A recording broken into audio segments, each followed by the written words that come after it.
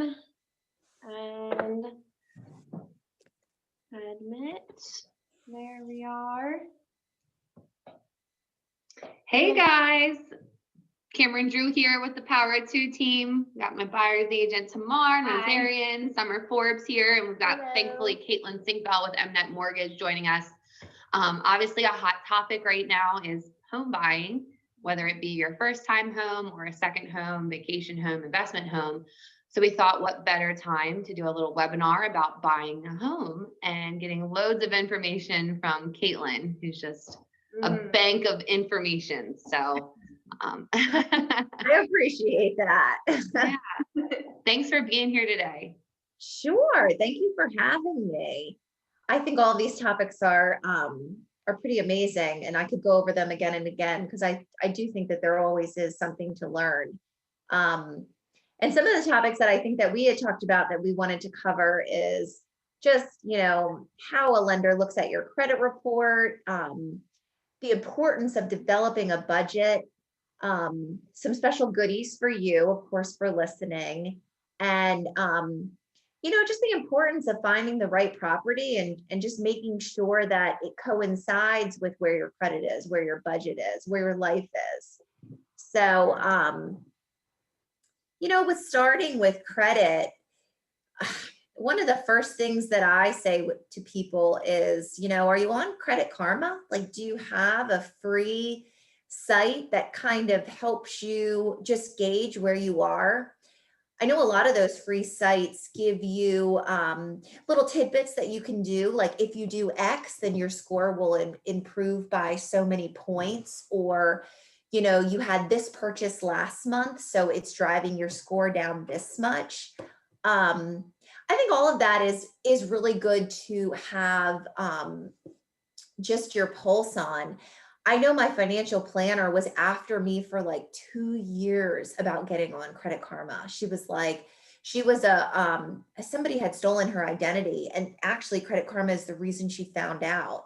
So she found out really early, but had she not, she would have never had a pulse on where her credit was. So I finally did it. Huh? So I was just curious, for someone that is working on building their credit, do you think it's best to call you first to get some pointers on how they're going to go about that to get to a point they could buy?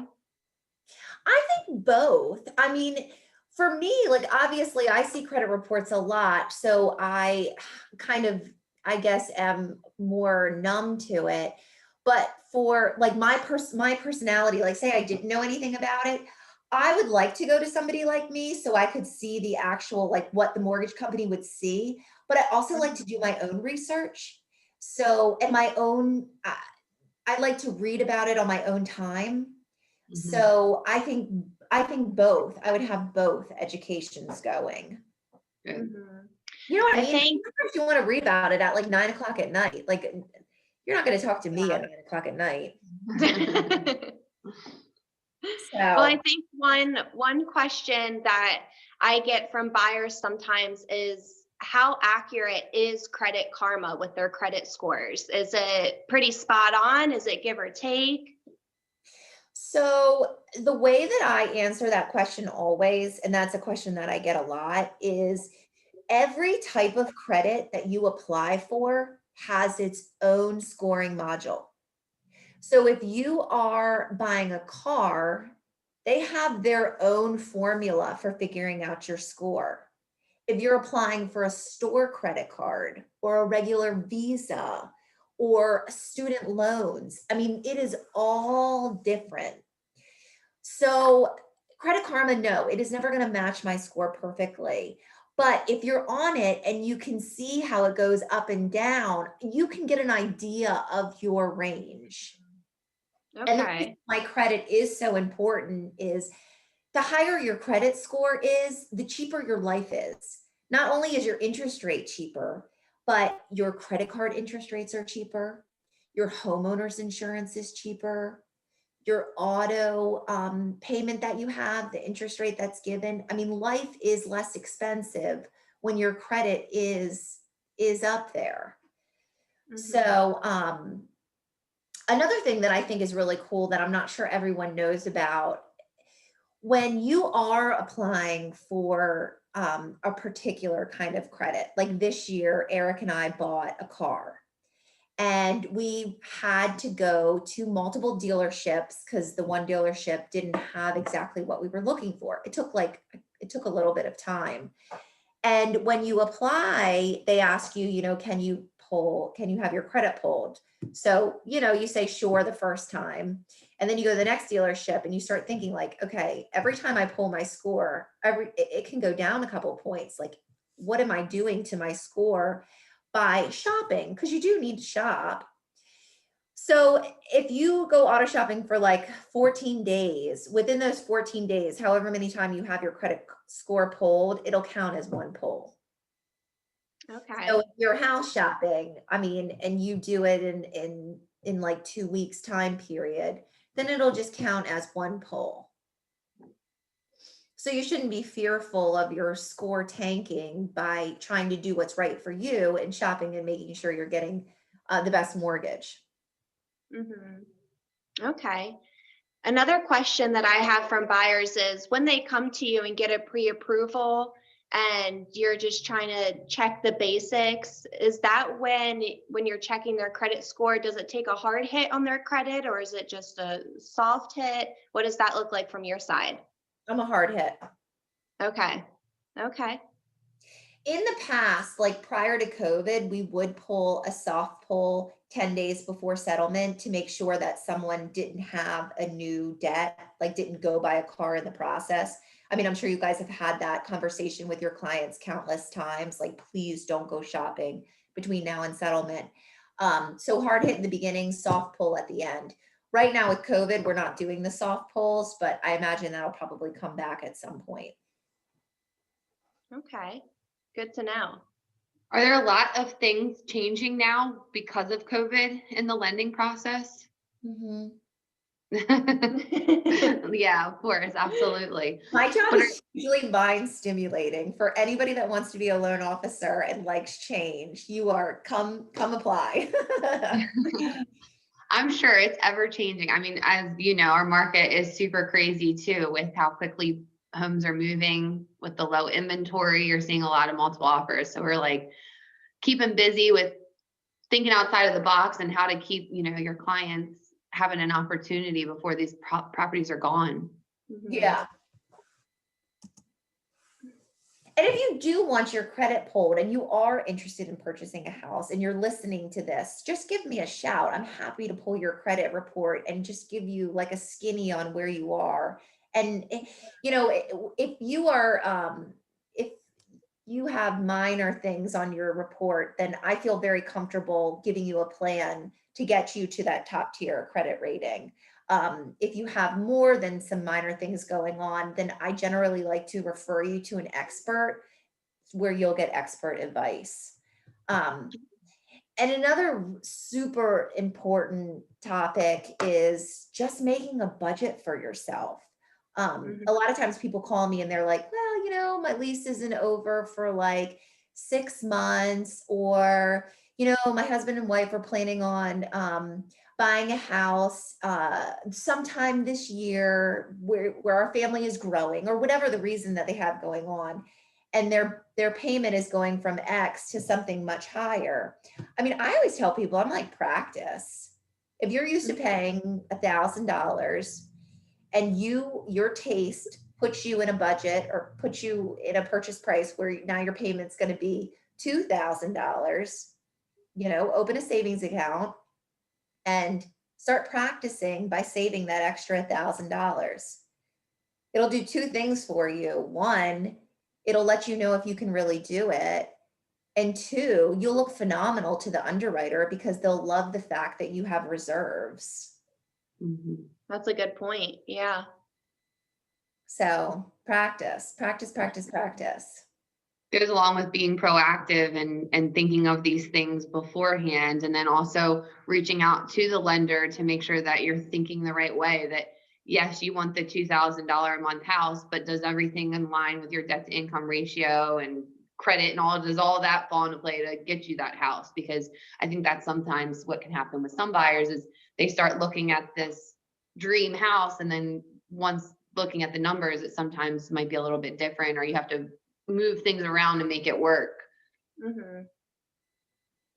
Yeah, what is it, like Love It or List It, where they take you to, you say, I want XYZ, and they take you to the house in the neighborhood of your dreams, and then they tell you how much it costs.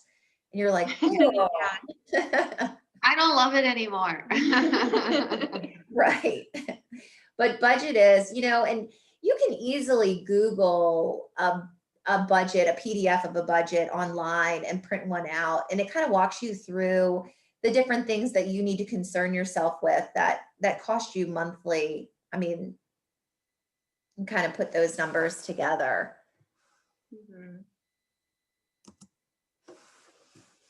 So I do want to ask just one quick question on, like, I know we've talked about some of the, like, first time home buying and diving into credit, but also like second home buying, down here at the beach or Ocean City, people reaching out interested in buying a second home or, an investment property that they might be able to rent. Is that something that you're able to help with? Mm-hmm. For sure. Second homes have the same interest rate as a primary residence. I think we were talking about misconceptions earlier. That is a misconception, that a second home is more expensive. And it's not. Now, do you have to have a lot more money down? So with a second home, you have to have a minimum of 10%. Okay. I think that's another misconception. I think sometimes you'll hear like 20, 25%. So to hear 10% sometimes isn't as much as a stretch for some people. Yeah. And shockingly enough, so a lot of people say, oh, they hate the word mortgage insurance. They don't want to have it on their loan. They think that it's this horrible thing. Over the last couple of years, mortgage insurance has gotten super inexpensive. And crazy enough, lenders actually like mortgage insurance. You will get a cheaper interest rate if you put 15% down than if you put 20. Oh, really? Wow. It's not much. I mean, it's a couple We're all learning something over here. Very cool. Yeah, it's a couple dollars. I mean, it might be an eighth. I mean, it might make $10 in your monthly payment difference, but it's something. Yeah, it is not a negative to have mortgage insurance. Every dollar counts when you're on a budget. Yeah. Cameron knows about budgets. Working hard for that money. Oh yeah. You got to know where all your dollars are going. Yeah. Well, I know we had pulled some local gift cards for some of our participants today, and wanted to give back to see if anyone had any questions. Do we have any questions out there from the audience? Everyone's shy. I know. I don't see any in the chat as of now. Oh, perfect. Ian. Let's see. There you go, Hey, Ian. everybody. Can you hear me? Yes. Thanks for being here. Hey, ladies. How are you? Good. Can you hear me? We can. Sweet. I can. Sweet. So I had a question when we were talking about credit, and I might have missed it, but you go as you may be shopping for cars, you can pull your credit. They may pull your credit a whole bunch of times, and that's going to lower your score. With a mortgage, I find is it still true that you have that 45-day shopping window that if a lender pulls your credit, it gives that borrower the chance to shop as many lenders to make sure that they're getting the best terms available. Is that correct? There is a shopping window, but I think it's a lot lower than 45 days. Okay. I know COVID and guidelines and everything kind of changes up. That was just my understanding. I'm over here and I'm a lender in Maryland. I think it's less than I think it's less than 45 days. Nice to still have that opportunity though to look around. Yeah.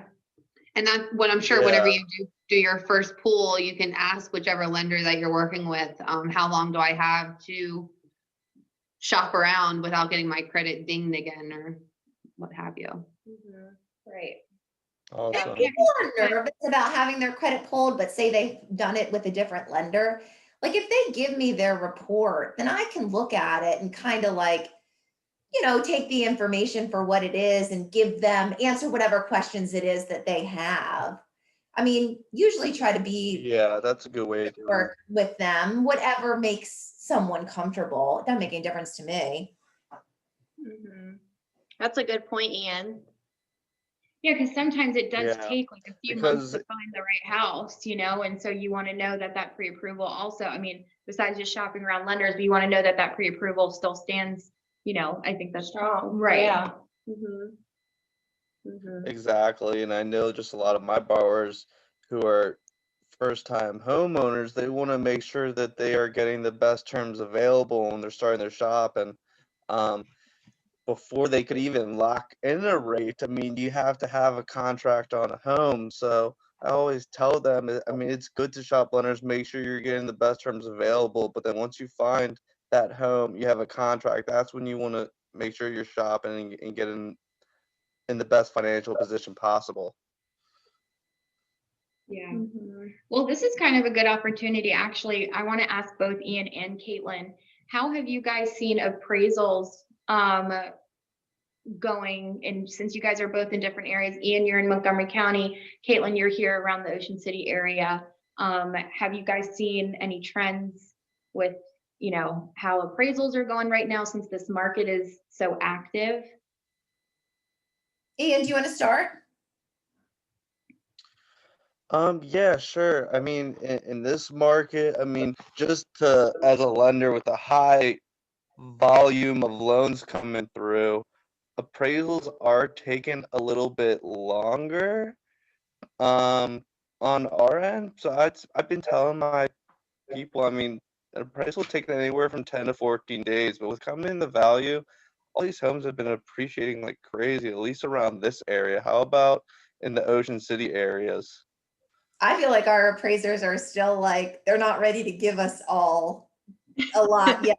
They're like just giving us a tiny bit. Yeah. But I guess, you know, I always feel, somebody asked me recently about like selling their house and she was all freaked out about, is now the right time? And I'm like, you've got other stuff going on. Like, just if you wait a little bit, I think the appraisers will start giving us more. I've had a couple under appraised, to be perfectly honest. Yeah. Yeah, I've only had one recently appraised for the lower, but for the most part, they've been appraising a bit higher, and also been reaching out to my refi clients who are just telling them like, hey, this may be a good time to consider refinancing as well with the rate you've been paying down your loan at and how much your neighborhood's been appreciating. It may be a good time to consider. So. Right. Well, thank you, Ian. We appreciate you chiming in. That was definitely some great points that you made. Of course. Thanks for having me. Yes, thank you. Oh, yeah, we have a gift card for you too, Ian, for your participation. You come down to Ocean City? Oh, thank you. I'll definitely be out at the beach soon. Okay, well, we'll go ahead and back mail and you. forth. We'll have to connect with you once we're finished here and either, you know, mail it to you, we'll get your address, or if you're coming to Ocean City soon, we'll get in touch with you. Yeah, we'll figure it out. Not far. All right. Thanks, Ian. Appreciate it. All right. There we are. So, Kaytlyn, I know you are super knowledgeable with the Maryland mortgage programs, which are offered here in Maryland. That could be some opportunities for first-time home buyers, and I mean, obviously different loan programs as well. Is there anything that you want to share? Yeah. The state of Maryland is coming out with a new Smart Buy 3.0 program. So we're awaiting those guidelines, but with that program, it's the program that you can pay off your student loans. So Maryland will pay for your student loans. Yeah. You know, I'm a big supporter of that program. I think that is just amazing that Maryland offers that opportunity for someone that has, you know, $40,000 worth of student loans or whatever that is. I know you have more information, but I think that's super, super powerful to have. So if anyone has student loans, hasn't bought a house yet, and is thinking about buying in Maryland, definitely contact one of us, Kaytlyn. It's a great program that I think really should be utilized a lot more often. Yeah, So the definitely. way I describe the Maryland mortgage program is basically they have two avenues. On one avenue, they offer interest rates at below market. So I think their rate is somewhere around like 2.375 for 30 years. Wow. And then their other avenue is they offer interest rates that are a little bit higher than market, but they give you either $5,000 or 3% of the purchase price to use towards down payment or closing. You have to pay that back, but it's at 0% interest. So it's not like they're going to charge you interest for it. And, you know, it can count as your closing cost or your down payment. Because right now, I mean, as you guys know, if you can avoid seller credit, it's going to only make your offer look a little bit better. But another misconception, Maryland not only does first-time home buyers, but they also have a flex program where if you've purchased in the past, then you are still able to use their program. Oh. So, and with all of their programs, they require education, which is something we haven't touched on yet in this seminar, but like budgeting and like educating yourself on credit, you know, taking a home buyer's class is never a bad thing, especially if you're a curious person. Oh my gosh, there's just so much to soak in knowledge, you know, the different terms, you know, and we get so excited with, you know, our careers that we could just go on and on. But yeah, just having that knowledge is important. So home buying classes, seminar, just learning, because you're going to hear one little tidbit of information that's going to click with you or stick, or you're going to want more information on. So I think definitely if you're thinking about buying, I think signing up for classes, putting yourself on these webinars and just getting all that information is super valuable. Knowledge is power. Very true. Seriously. So I see a picture here of a renovated house, and I have a college. And can you give me any information on these slides? So I just think with buying a house, people do it for so many different reasons. I mean, if you look at college, like some people, you know, take money out of their house or use funds that they have to buy a rental property for where their children go to school. I mean, that's not an abnormal thing at all. And use that as an investment rather than paying for room and board or paying rent or paying somebody else's mortgage than they do it themselves. In the crazy market that we're in right now, where everybody is going for the perfect house. I mean, maybe you see a house that needs a lot of work, you like the floor plan or you like the location, but you want to make some changes. You know, you can do a renovation loan where you can finance all of those renovations. I mean, that is, and like I said to you guys in the past, you know, it's a program that has a couple more steps to it. But I can't help but like it because, you know, you're restoring something to how it should be, to its regular beauty, and making all of our houses around it appreciate. So the beach property obviously represents all kinds of second homes, whether you're doing a condo or a single family. And a second home isn't just the beach. I mean, you want to talk about our areas locally, you know, you have family that's in Snow Hill or Pocomoke, or your version of second home is a little bit more acreage in some of the more rural areas. That's a second home. I mean, if that's your retreat, then it can still be called a second home. And then the fourth block, I mean, that's your person that, you know, wants to buy their first house or wants to buy their second house. I mean, that's pretty much your standard conventional buyer. Okay. So going back to renovation loans, what does that look like as far as qualifying for a renovation loan? Is that different from qualifying for a conventional, or what does that look like getting a renovation loan? So with a renovation loan, when you go to settlement, you pay off the seller. So the seller is done at that point, and then renovations can begin after settlement. So when you're qualified in the beginning, we have to know the contractor that you're using and the general cost of what this contractor anticipates the repairs are going to be. So, so it is an extra step in the beginning. You cannot do any of the work yourself either. This means you can't even lift a paintbrush. Even if you are a general contractor?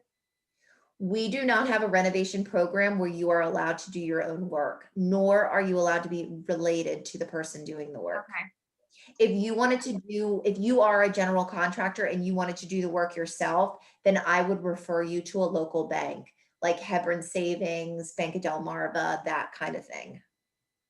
I think that is a big question we get to on properties that need renovations. You know, you can't have a hole bigger than the size of a quarter. And someone's like, oh, well, I can come in and patch that up and do this and that. But the renovation loans, they have to go through someone with a general contractor license, and they can't be, you know, your dad running it for you and you're going to do the renovations. It's going to be done by a general contractor with a license. They're going to have an inspector come out and inspect the repairs that were done to make sure, you know, everything's following the timeline. But they can be super beneficial, especially in today's market, and having to think outside of the box. So you have a buyer that is up to 300,000 and this house for 220 comes on the market, but it needs, you know, carpet or flooring and a new kitchen. And if you can wait, you know, the extra time that's going to take to get the renovations done, you'll get the house that you want with the brand new kitchen and the brand new bathrooms and still fall in your price range with this renovation loan. So, I mean, it is something to discuss with your lender because it could hold some exciting, you know, promising for you, or something promising that you could get a house that you really wanted and getting the renovations done and covered by your loan. And there's like cool thing, like different renovation ones that I've done in the past. They're not just like, you know, a new roof or a new kitchen. Like I did one, and the only thing that the people did was a septic system. They had to do a new septic system. That was the only repair. Okay. And that was private well and septic. I have another one where the septic system failed, but they have the ability to tie into the public system. So the renovation is including tying into that public water and sewer. So it doesn't just have to be what we think of as cosmetic repairs. I've heard of someone having a outdoor kitchen and the whole outdoor living space done through their renovation loan. Wow. So the way that they describe it, and there's like a dedicated person in my company that is the go-to for all renovation. Like she is included on every loan and is the director of all these questions. But basically they have a mandatory list and then your wish list. So the mandatory list would be anything, if you have to have an additional HUD inspector or an appraiser would come up with any additional repairs. Those are things that you have to do in order to go to settlement. And then on top of that, you can do any wish items that you want. They have some random things that you can't do. Like I don't think you can put in a pool, but I think that they'll repair a pool if it's there. I don't know, guideline worth looking up, but. The questions are coming. Oh God. No, but I think it is informational for people to know, just because you do see fixer-uppers that when you call your agent, you're like, oh, that doesn't qualify for whatever financing you're approved for. But to know that it could have a possibility for renovation loan could be a good deal. Yeah. And like I said, I am the person to go to when you don't want to do anything yourself. But there are other renovations through local banks that if you want to do it, I mean, either renovation product is available to you. Mm-hmm. All kinds of information, tools, and programs that we can help with. Yeah. And there's other things too, like, you know, we always talk about, we live in an area where it's kind of cool. We all kind of work together, and, you know, there's some other lending things too that I don't have the ability to do, but do have the ability to point someone in the right direction. Like if someone wants to buy, a chicken farm is not an abnormal thing to have in our area. That's also like a local bank, purchase. Okay. So as far as purchasing a second home in Ocean City, I mean, kind of what we mentioned earlier was a lot of a question that I get a lot is, why can't I buy a home in Ocean City with an FHA loan? Or why does it have to be a conventional loan or cash? So you can actually buy a condo with an FHA loan, but FHA has to approve the condominium. So FHA has basically two different approval processes. One where the whole entire condominium has already been approved. It's in their database, and you would just match that condo with the database and move on. And the other is, it's a big packet to fill out and send to FHA and get their approval. So you can, but everybody has to be on board with, you know, what is our plan B if it doesn't work out? And is the seller cool with waiting for FHA to say yay or nay? Mm-hmm. It's kind of the same with the VA down here too, right? Exactly. Yeah. I think FHA, I think they came second after VA came out with their spot condo. They must have just followed suit. Mm-hmm. Mm-hmm. Okay. So this is like kind of on topic. I think if it's not, just tell me to shush. But so I know that there's some buildings in Ocean City that are not impossible, but just a little more difficult. I wouldn't say difficult. You just have to go to the right person to get the loan on. For example, the Golden Sands. What other buildings are like the condotels? You know what I'm talking about? That have like the nightly rentals or timeshares in them. Can you explain? Because I have people that ask me this all the time. Why it is that way? Why is it that way? I see, like, where they make up some of the rules and where they draw their lines. I don't always get where they're coming from. Statistically, one must have a bigger failure rate than the other, and that's why they put certain pressures or turn their nose up on certain. I mean, usually just get all of the condo docs and as soon as you can, and the condo questionnaire completed, and then any issues that do need to be addressed, then you know, there's time to address them. Okay. All right. Interesting. So going back to Maryland first-time home buyers, I know we touched base about the Smart Buy program, but is there any other programs or grants or anything like that that could help a first-time home buyer in Maryland? Sure.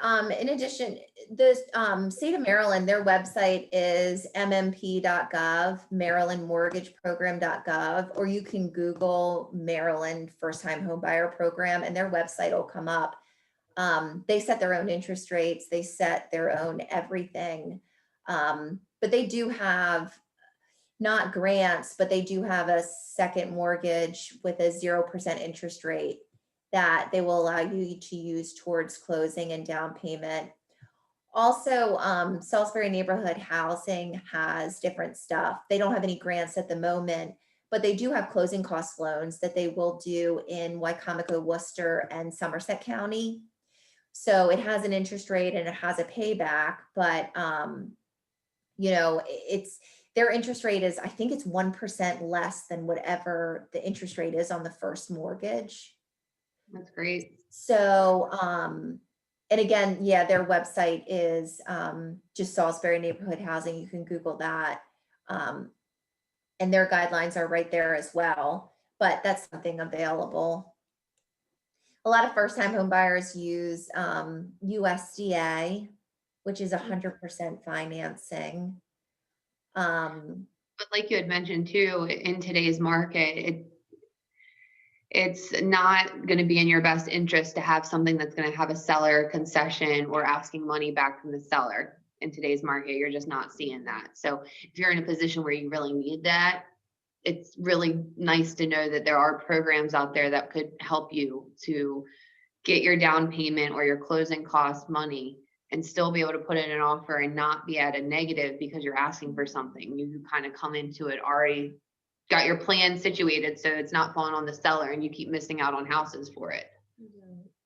So with conventional financing, they have a program where they'll allow you to do 3% down, but it has income limits.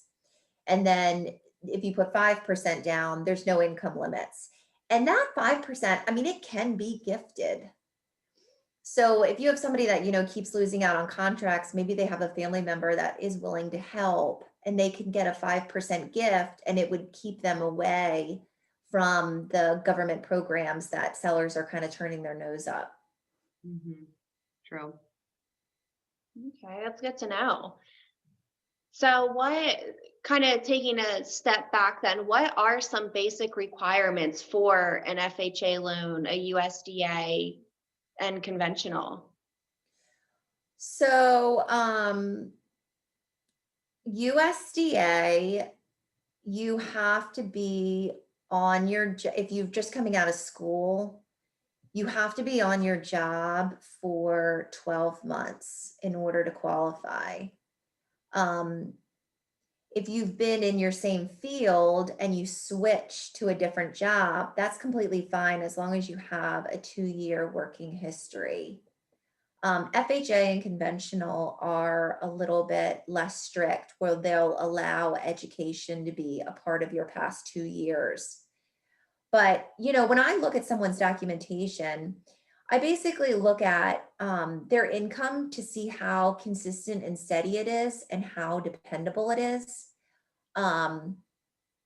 And their assets to see, you know, are they able to save, or are they living at home rent free and still have $0 in the bank? I mean, those are kind of things that lenders look at from a qualifying perspective. Can I ask a question? Yeah. Because we're also in, you know, back to the crazy market, we're seeing people waiving, you know, appraisal contingencies.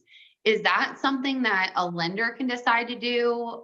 If, you know, you put a certain amount of money down, do you always require an appraisal?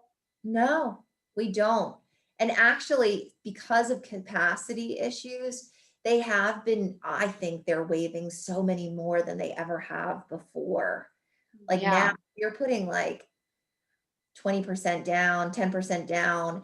I mean, I think that they're pretty comfortable with it and waiving a lot of And of course, as long as the client is comfortable with it as well. Yeah, I mean, so basically Fannie and Freddie have been taking all of these appraisals are logged in. So they have all of this data. I mean, if they are willing to waive an appraisal, if it were me, I wouldn't pay the $400 or $500 to have an appraisal. But yes, a person could waive, they could decide that they don't, you have to acknowledge that you want to waive it. So if you want to override that and get an appraisal, then you absolutely can. No big deal.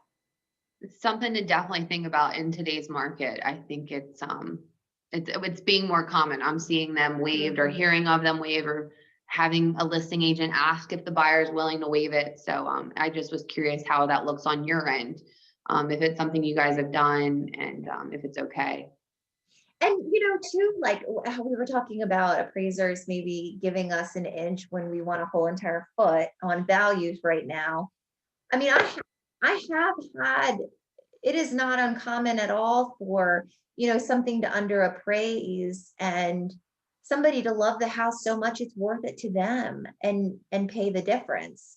I mean, it's as common as, you know, the seller going down in price a little bit. I mean, sometimes people, they just don't care what the value is. It happens a lot with new construction too. I mean, the value with the cost of materials and the cost of, I mean, sometimes appraised values just don't get there.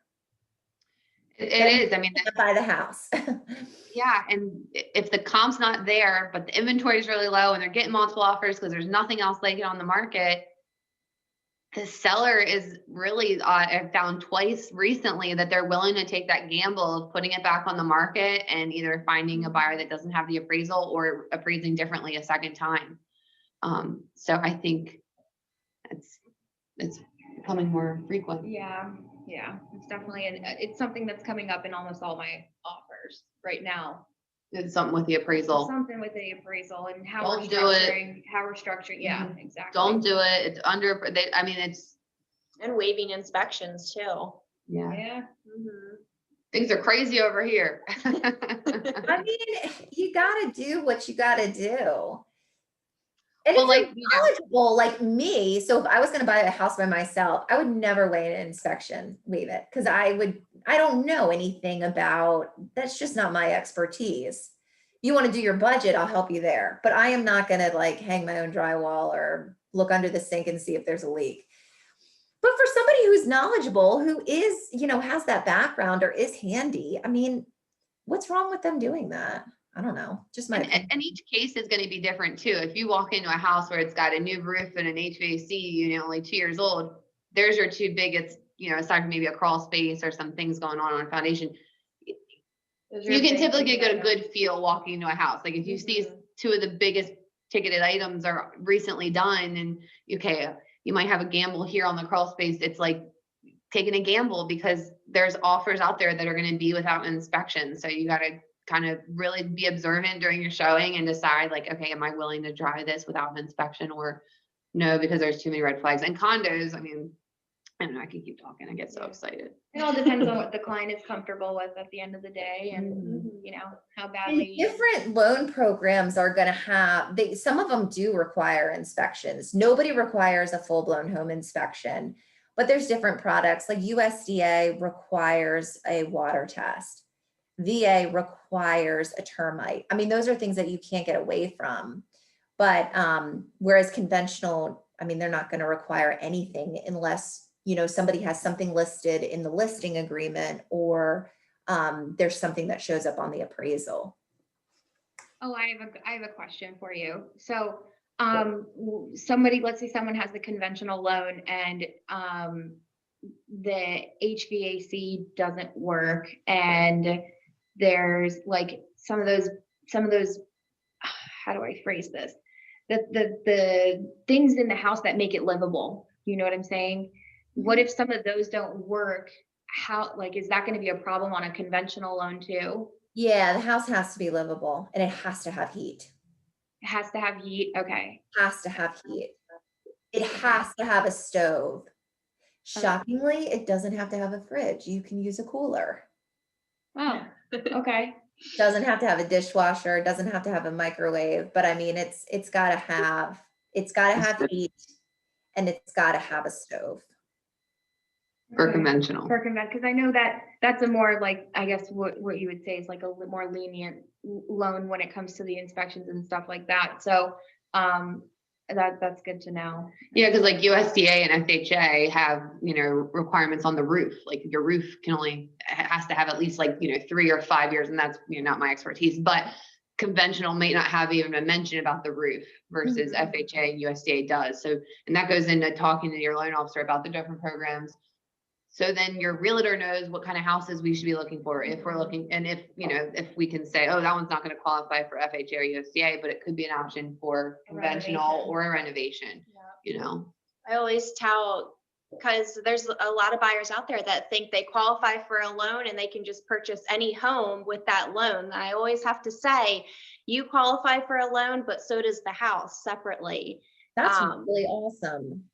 Yeah, because I mean, it's just kind of another misconception sometimes. So I love that. I'm totally stealing that from you, if that's okay. That's really good. That simplifies that whole entire concept. Well, it does, because not every house is going to qualify for USDA, FHA. Not every loan is going to qualify for VA. Like there's a requirement for these programs, and the house has to check those requirements off too. So very, very good point, Summer. Good point. Yeah, that's simple. I mean, that makes complete sense when you put it in just those couple of words. Like one thing too, I refer out a lot is manufactured homes. Like we've done them, but then with COVID, they kind of pulled back on them. And a local bank is your best bet for a manufactured home. But where we all live, it comes up where sometimes that's what people find themselves wanting to purchase. Purchase a lot and get a manufactured home. So it changes terms versus, if you were to buy a stick-built conventional versus buying a manufactured home, that would be exactly what you're talking about. The house no longer qualifies. And people are looking for that acreage and privacy. And sometimes when you find that, it's going to have a manufactured home on it. It's just something to be aware of. It's where you want to have a good team of professionals that are helping give you this information and knowledge and steering you in the right direction so that you're not getting super excited about a house that isn't going to qualify or that isn't going to, or that you have to start being, creative on how you're going to make it work. I think though, what sums up everything that we've discussed today is that the questions go on forever. I mean, how many questions have we come up with today that, everybody is different and every purchasing situation is different. And the guidelines change so frequently that, it is good to have one realtor. It's good to have one lender that you talk to, that you can get all of these answers to everything. Yeah. Because like you also said, the questions never end. So you're going to continuously have questions. So to have someone that you can call on to help you and give you that is good too, because things will pop up, new houses will come up and you'll be like, well, what about this and that? So to have someone that you can call on to help. Yeah, absolutely.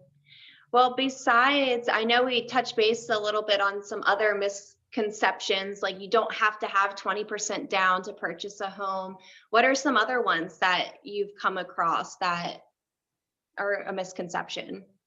That building a house is easy. It is not easy.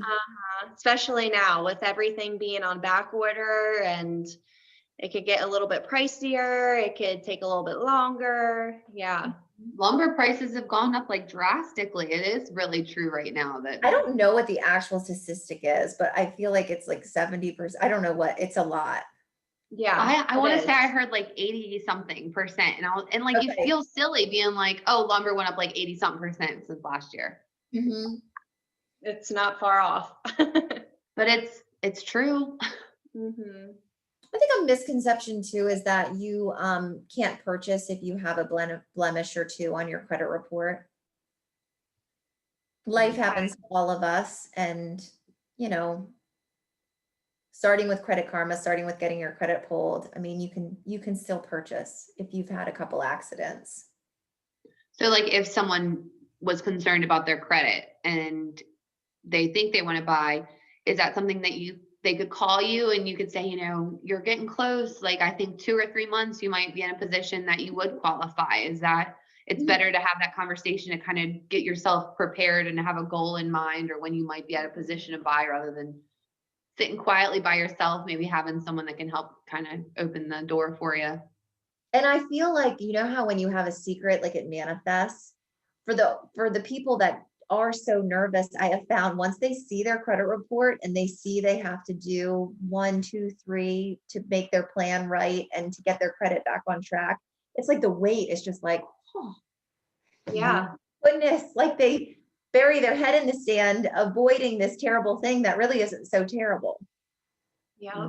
I can definitely vouch for that. When I was purchasing my home, the lender that I use, she gave me some tips about my credit and how to, help us out with purchasing the home. And it seemed so scary at first. And then just with her help with a couple of tips, I was like, oh, that's it. That's all I had to do there. And it definitely, going back to what Cameron said, it definitely helps having a good team, giving you some great pointers and just being by your side every step of the way. So it made a huge difference with purchasing me and my boyfriend's first home.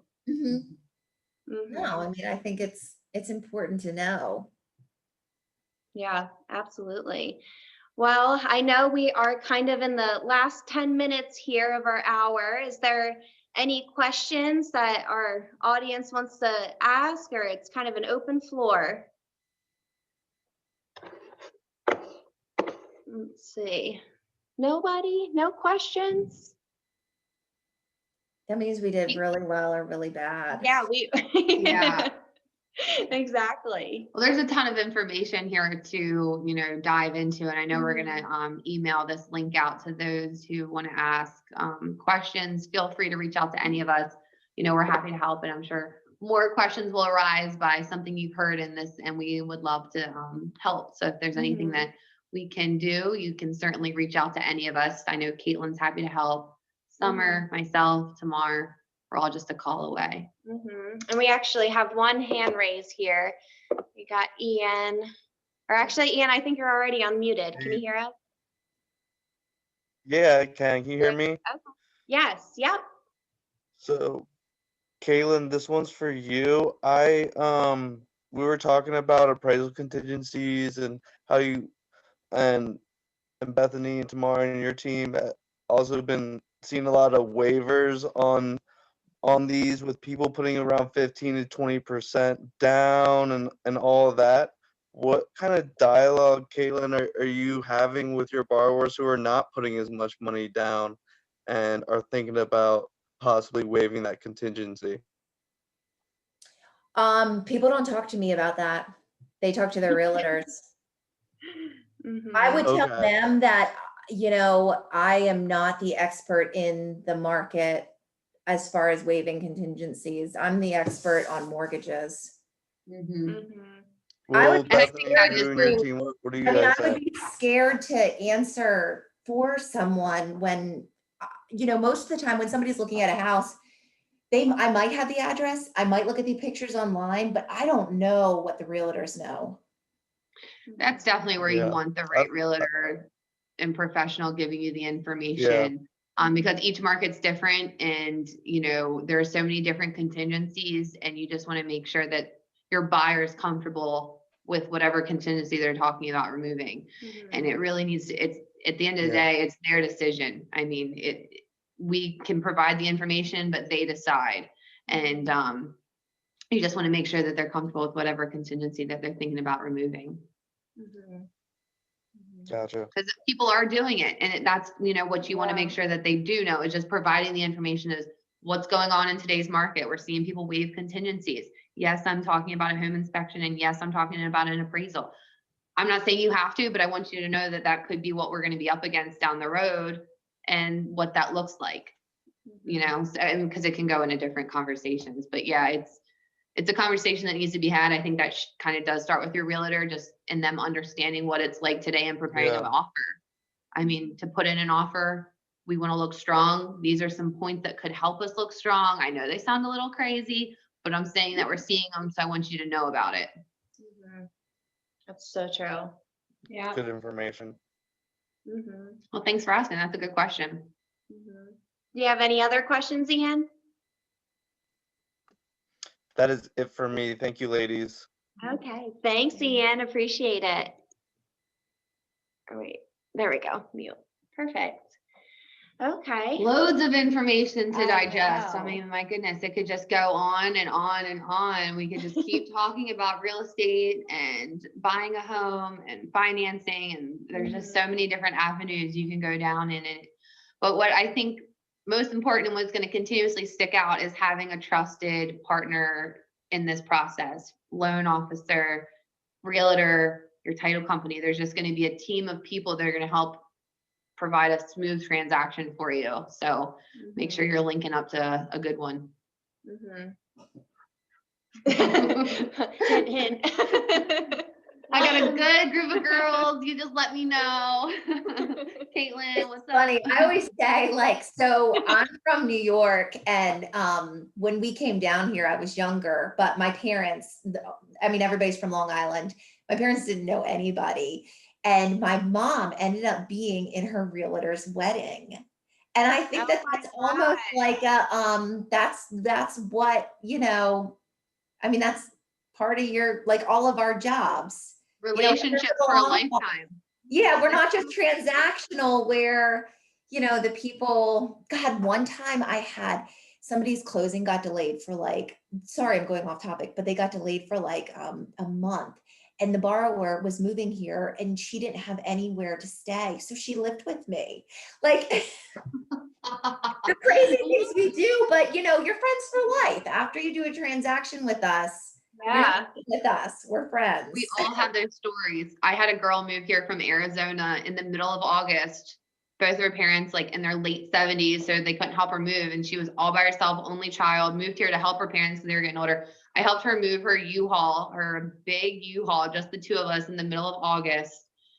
In like, like a cute little sundress, like after settlement, I'm like, yeah, I'll come by and help you move a few boxes. I'm talking like 4 hours, sweat pouring down. I'm like, I gotta go. I'm so glad that we got to do this together. But no, we do these crazy things for our clients because they become part of your family. Like this is just such a big process, buying your first home. It's the most expensive purchase of your life. So like you like hook these people under your arm and you're like, I got you and we're going to do this together. So then at the end, it's like, you don't want to say goodbye. Like, it's just going to keep going. Mm-hmm. I think one story, I mean, I always love to tell it, but even just on our team right here, I know Tamar has a similar story, but Cameron was actually my realtor 2 years ago.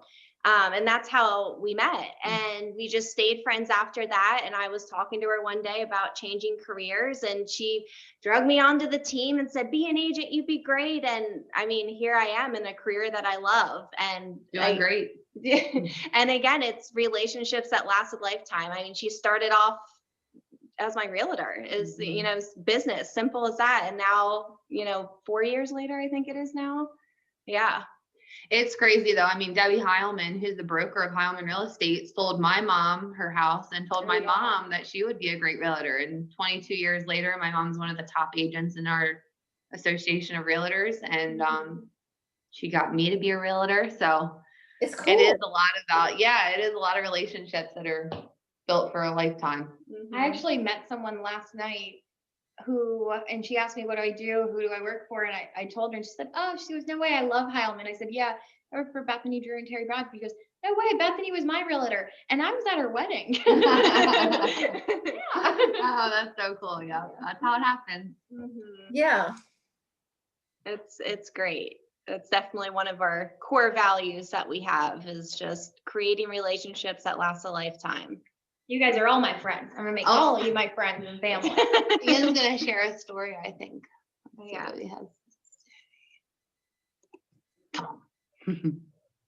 Maybe not. Wow.